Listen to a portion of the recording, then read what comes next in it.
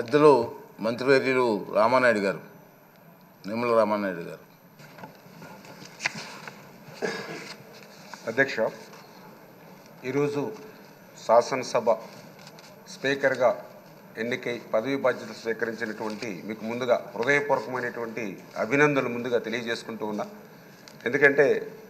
రాజకీయాల్లో నేను కూడా చూస్తూ ఉన్నా, ఒకసారి శాసనసభ్యుడిగా గెలిచి మళ్ళీ ఇంకొకసారి గెలవాలంటే ఎంత కష్టమవుతుందో చూస్తూ ఉన్నాం ప్రత్యక్షంగా. ఇటువంటి రోజుల్లో కూడా మరి 7 సార్లు శాసనసభ్యుడిగా కానీ పార్లమెంటు సభ్యుడిగా కానీ మరి ఏ రకంగా అయితే ప్రజల అభిమానాన్ని ఆశీర్వాదాన్ని మీరు సంపాదించారో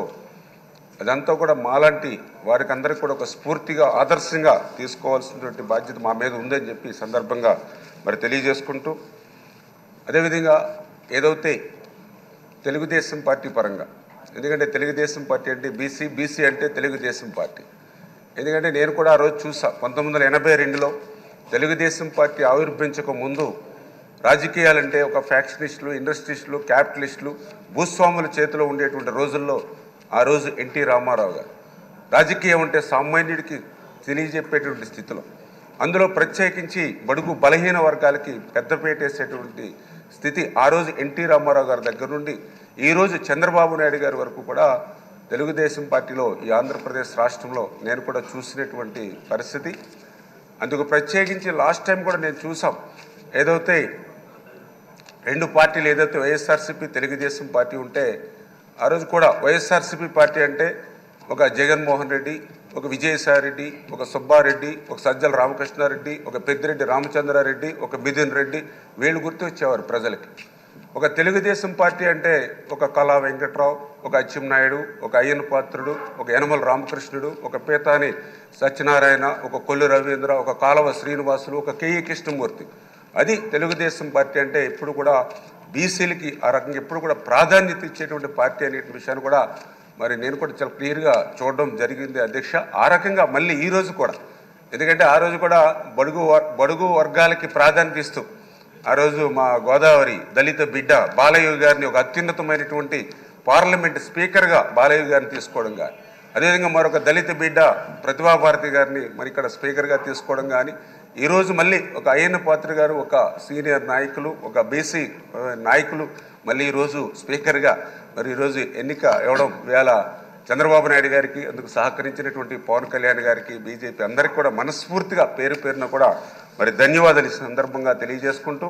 ఖచ్చితంగా ఏదైతే యొక్క శాసనసభ యొక్క హోందాతనం మరింత పెంచేటువంటి విధంగా, ఎందుకంటే మేము కూడా చూస్తూ ఉంటే ఆ రోజు ఆంధ్రప్రదేశ్ రాష్ట్రం మరి తొలి స్పీకర్గా ఆ రోజు మరి ఐదేవర కాళేశ్వరరావు గారు కానీ, మరి ఏదైతే పిడతల రంగారెడ్డి గారు కానీ, కోన ప్రభాకర్రావు గారు కానీ, నిశంకరరావు వెంకటరత్నం గారు కానీ, శ్రీపాదరావు గారు కానీ, యనమల రామకృష్ణుడు కానీ, ఈరోజు మంత్రిగా ఉన్నటువంటి మరి ఏదైతే మన నాదెండ్ల మనోహర్ గారు కానీ, ఇట్లా ఎంతోమంది ఈ సభను హోందాగా సమర్థవంతంగా నడిపించినటువంటి చరిత్ర గతంలో ఉంది. మరి దురదృష్టవశాత్తు మన ముందు మాట్లాడిన వాళ్ళు కూడా చెప్పారు, లాస్ట్ టైం 5 ఇయర్స్లో కూడా ఏ రకంగా సభ జరిగిందో అందుకు ప్రత్యక్షంగా మేము కూడా సాక్షులమే. మరి కనీసం ఆ రోజు వాకౌట్ చేయడానికి కూడా మైక్ ఇవ్వనటువంటి పరిస్థితి ఆ రోజు శాసనసభలో చూసినటువంటి పరిస్థితి. సాక్షాత్తు ఏదైతే ప్రభుత్వం చేస్తున్నటువంటి తప్పులు ఏవైతే ఉన్నాయో వాటిని మేము తెలియజెప్తే, ఎందుకంటే జనరల్గా ఏదైనా అధికార పక్షం అంటే మెరిట్స్ చెప్తుంది, ప్రతిపక్షం అంటే డిమెరిట్స్ చెప్తుంది. అయినా కూడా వాళ్ళు అవకాశం ఇవ్వకుండా సాక్షాత్తు ఆ రోజు కూడా నాకు బాగా గుర్తు, ముఖ్యమంత్రి స్థానంలో ఉన్నటువంటి ఆయన జగన్మోహన్ రెడ్డి గారు ఒక శాసనసభ్యుడు నా మీద ఒక ప్రివిలేజ్ మోషన్ కూడా మూవ్ చేశారనంటే వాళ్ళు ఎంత ఇరిటేట్ మైండ్లో కక్షతో ఆ రోజు శాసనసభ అంటే ఒక దేవాలయం లాంటి శాసనసభను వాళ్ళు ఏ రకంగా మరి మార్చారనేది ఆ రోజు 5 సంవత్సరాల్లో మేము కూడా అందరం కూడా ప్రత్యక్షంగా చూసినటువంటి పరిస్థితి. మరి శాసనసభలోనే కాదు, శాసనసభ వెలుపల కూడా మేము కూడా ఆ రోజు ప్రభుత్వ బాధ్యతలు, ఎందుకంటే మేము మొన్న అఫిడవిట్లో కేసుల వివరాలు నమోదు చేయాలంటే డీజీపీకి అప్లై చేసుకునేటువంటి పరిస్థితి, అంటే ఏ జిల్లాలో ఎక్కడ ఏ పోలీస్ స్టేషన్లో కేసు పెట్టారో కూడా తెలియనటువంటి పరిస్థితి.